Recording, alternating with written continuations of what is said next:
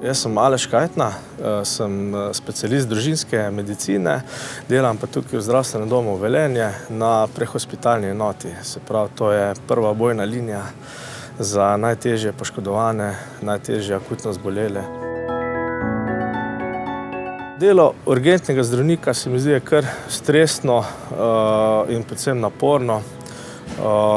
En kup stvari se ti začne motati po glavi, ko dobiš nujni klic 112. Lahko se po poti poskusiš pripraviti, vedno skozi premlevaš v mislih, kaj bo, kakšen je človek. Takrat je potrebno odmisliti čustva. Moraš delati popolnoma strokovno, prisebno, situacijo moraš imeti pod kontrolo in predvsem delati umirjeno, preudarno, da res lahko optimalno nudiš najboljšo oskrbo tistemu bolniku.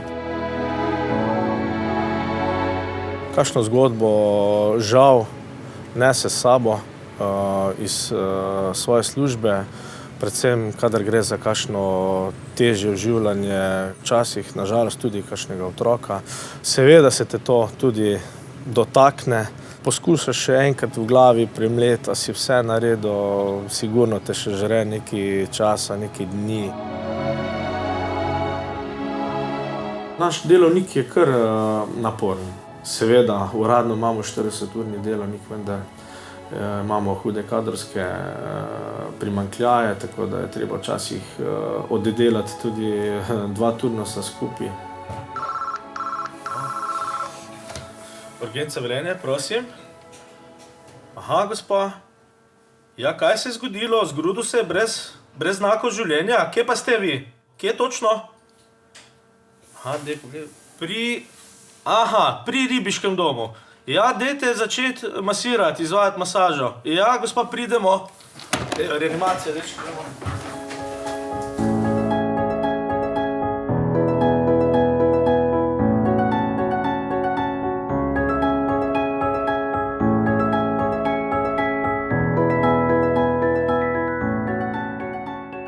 Veliko spremljam tudi medije in to neko gonjo proti nam, zdravnikom.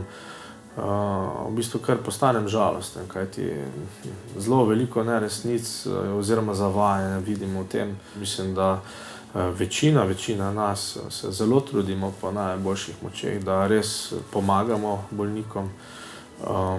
Smo iskreni pri tem delu. Sistem na splošno v Sloveniji nas pa prisili k nekem divjanju, površnosti in to ni dobro za medicino, ne za bolnike, niti ne za nas.